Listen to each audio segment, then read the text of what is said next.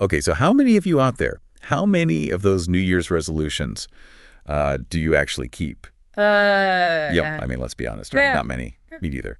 Yeah. But this year, we're going to do a deep dive into how to actually make them stick. Yeah.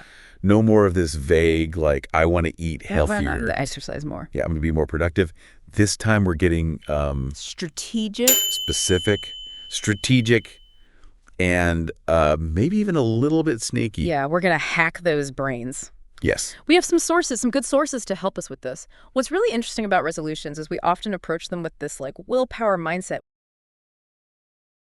What if I told you there's a way to actually hack your brain's reward system to make forming new habits almost effortless? I'm all ears. Yeah. So what sources are we diving into today? We have two really great sources. Yeah. We have one that's a guide Okay. that is like super comprehensive, all about resolutions. It has research, real life examples, so that's going to be really helpful for us. Love it. And the second source is? Second source is a little more fun. Okay. It is a snippet from a popular podcast that tackles this topic, resolutions, with a little dose of humor, which is always helpful. Yeah. But they also have some surprisingly effective techniques that they talk about. Okay. And if anybody wants to check these out, we have links to all of our sources on our Patreon. I'm just saying. Head on over. So why do so many resolutions fail? Well, let's get into it. This first guide, it really dives into why they fail. And I bet you've experienced this firsthand. Some of these pitfalls. Oh, yeah. Like vague goals. Sure. Unrealistic expectations. Sure. Zero support system. Check and check. Right. Like how many times have we said, I'm going to be more productive. Totally. And then we just find ourselves scrolling social media 3 hours later. Yes. All the time, pretty much. So how do we break this cycle, this resolution failure cycle? Well, the guide emphasizes that we need to understand dopamine. Ooh, dopamine. Yes. I've heard of that. Your brain's reward chemical? Okay. It's like the pleasure motivation chemical, right? Exactly. So when we do something pleasurable, our brain releases dopamine, and that makes us feel good, and it reinforces that behavior. Okay. But, and here's the catch with resolutions, big distant goals don't really give you enough of those dopamine hits along the way. So that's why those long-term goals can feel really demotivating. Right. Like if my goal is I'm going to write a novel by the end of the year, it's like the daily grind of writing can feel like a slog because that reward feels so far off. Totally. So that's where this thing, the concept of a habit loop comes in. Okay, habit loop. It's a 3-step process our brains go through with any behavior. Cue, routine, reward. Yeah. It's like a loop. Okay, so like give me an example. Let's say my cue is I'm feeling stressed after work. Okay. My routine is I grab a bag of chips and zone out in front of the TV. Yeah. And the reward is that like temporary stress relief. Yes, exactly. That's it. Okay. And the problem is those unhealthy routines, they provide that quick burst of dopamine, which makes them so hard to resist. Yes. But the good news is we can use that same habit loop to our advantage by consciously creating new positive habits. So instead of relying on willpower, which, let's be honest, like as reliable as the weather, we can actually rewire our brains. Absolutely. Tell me more. Okay, so this guide suggests SMART goals. Yeah. Specific, measurable, achievable, relevant, moment, time-bound. Time-bound. Lots of words. Lots of words. Okay. But a good framework. Okay, so now is a good time, I think, for a little real talk. Yeah. I'm Carrie, and I'm all about taking those complex ideas and making them less complex. I love that. And I'm Sherry. I am your guide to understanding not just what the research says, but why it matters and how you can actually use it in your life. All right. So back to those SMART goals. Let's take that vague resolution, I want to be healthier, and make it SMART. So instead of just like wishing for better health, you could say, like, I will cook a healthy dinner at home at least 3 nights a week for the next 2 months. There you go. Yeah. Something like that. Exactly. Now you have a specific action, right? It's measurable, 3 nights a week, achievable. You're starting with 3 nights a week. You're not saying all 7. It's relevant to your overall health goal, and it's time-bound. You have that deadline, 2 months. Okay. That makes total sense. Yeah. But sometimes, even with a SMART goal, those big resolutions can still feel overwhelming, right? It's like staring up at this mountain and being like, how am I going to climb that? Well, that's why this guide emphasizes breaking those big goals down into smaller, more manageable steps, like creating a roadmap Okay. with milestones along the way. Okay, like if my goal is to run a 5K, I wouldn't just like lace up my sneakers on day 1 and try and run 5 kilometers. Got it. No. No, I'd start with shorter distances and gradually increase my mileage over time. Exactly. And each of those smaller milestones, like running for 15 minutes without stopping or hitting a certain distance, it becomes a mini victory. And it triggers, guess what? That dopamine release. Ah, yes. Which keeps you motivated and keeps you on track. Okay, and speaking of motivation, this podcast that we listened to, they had this fantastic technique for keeping that momentum going throughout the year. Yeah. Which, let's face it, is when those resolutions usually start to like crumble, fall apart. They called it resolution insurance. And it's this like a really simple resolution insurance, but powerful way to reconnect with that initial motivation when you hit those inevitable dips. No, I like it. How's it work? Basically, you write a letter to your future self, dated for the end of the year. Oh. Detailing how amazing it will feel to have achieved that goal. Okay. You know? So instead of just saying, like, I'll be happy, I get really specific, like, I will feel proud of myself for running that 5K, and I'll have way more energy to play with my kids. You got it. Something like that. Yeah, yeah. Describe those positive emotions, you know? That pride, that confidence, the sense of accomplishment. Paint a picture of how your life will be different. How your relationships will improve, how your overall well-being will be enhanced. I love that. It's like sending a little motivational time capsule to your future self. But to be honest, I've tried visualization techniques before, and sometimes they just don't stick. Well, here's the insurance part. So the podcast hosts suggested, they said, read this letter whenever you hit a rough patch or feel that motivation waning.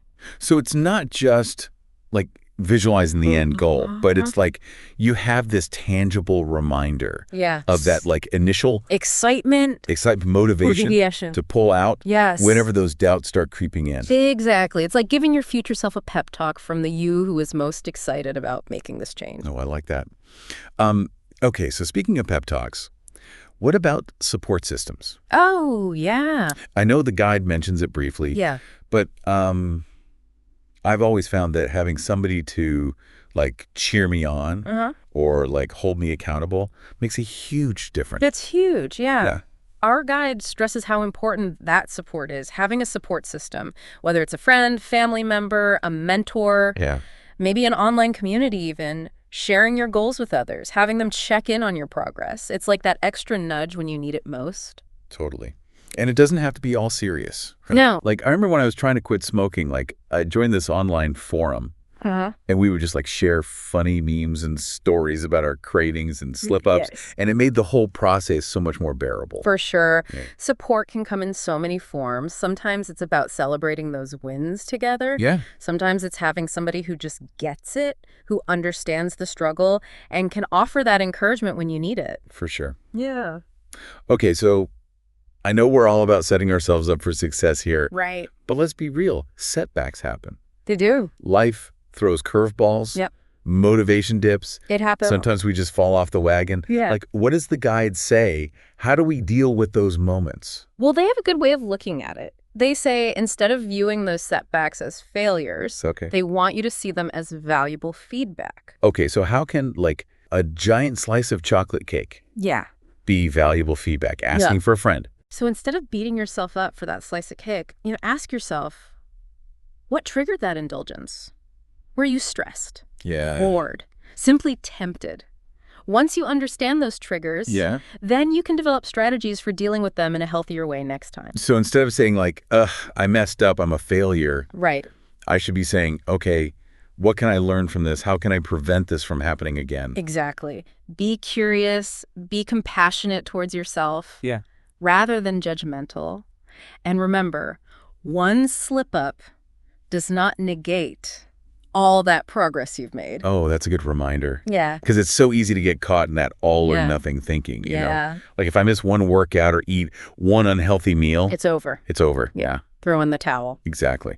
So the guide emphasizes celebrating those small wins along the way because it reinforces the positive behavior and keeps you motivated, right? There you go. Love that.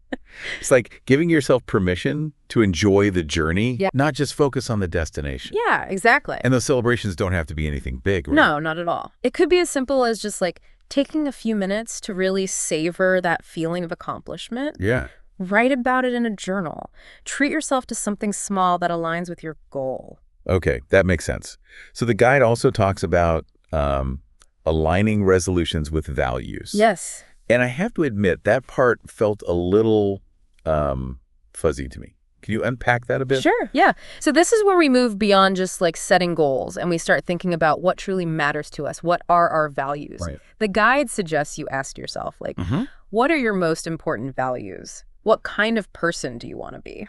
Okay, so like if I value health and well-being, my resolutions might revolve around exercise, Yes. nutrition, stress management. Yep. If I value creativity, I might focus on writing, painting, learning a new instrument. Exactly, exactly. When those resolutions are rooted in your core values, they become more than just goals. They're expressions of you, of your authentic self. And that makes it more likely that we'll stick with them, right? Exactly. Because it's not just things we think we should be doing. Right. It's things that actually resonate with who we are. You got it.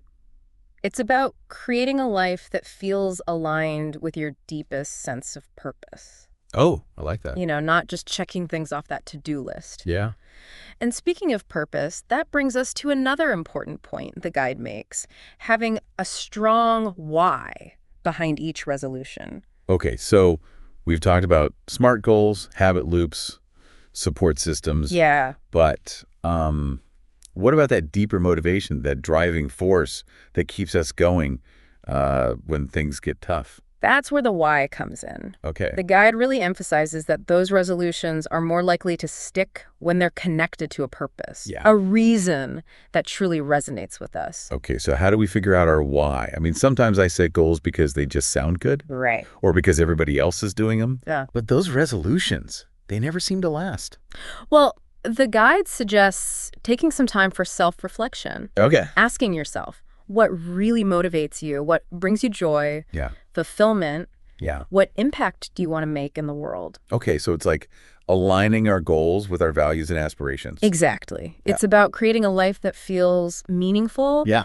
and authentic, not just chasing those arbitrary achievements. So it brings us back full circle to those values-based resolutions. It's not just about setting goals. Right. It's about choosing goals that reflect who we are and who we want to become. You got it. Awesome. Okay, so as we wrap up this deep dive into the science to making those resolutions stick, what are some key takeaways that you want our listeners to remember? I think first and foremost, remember that lasting change is possible. It is. It is. Yeah. It's not about willpower or perfection. Right. It's about understanding how your brain works, setting yourself up for success, and being kind to yourself along the way. Yes, and don't forget the power of those small wins. Yes. Celebrate every step forward, no matter how small it seems. I love that. And if you find yourself struggling, just revisit your why. Yeah. Remind yourself of that deeper motivation. That driving force. That driving force that inspired you to set that resolution in the first place. For sure. And remember, folks, not professional advice. You can find links to the guide. Yes. And that hilarious podcast snippet we mentioned on our Patreon page. Get on over. It's worth checking out if you want to dive even deeper into these concepts. Yeah. Yeah. All right. So I want to leave you with one final thought as you all ponder your resolutions for the coming year. Okay. Think about how your resolutions, they can not only change your life, but they can inspire and impact those around you. That's such a good point because, when we commit to personal growth, it often ripples outwards, Totally. influencing our families, our communities, even the world at large. Love it. So go forth, set those resolutions with intention, with purpose. Yes. And with a sprinkle of that science-backed wisdom we've shared today. I love it. And remember to like, subscribe, comment so you don't miss out on our future deep dives. Yes. And all sorts of fascinating topics. We'll be back next week with a brand new episode, so stay tuned. Here's to a year of growth, self-discovery, and hey, maybe even a few, envy-inducing achievements. Ooh, yes. Until next time, happy resolving. Thanks for being a listener. Click the card above to explore our playlist and find more episodes. And hey, if you really appreciate our work and want to help us keep creating awesome content, you can find us on Patreon. That's patreon.com/McAllister. Or if you just want to buy us a coffee, head over to buymecoffee.com/Jamie McAllister. All content, copyright Jamie McAllister.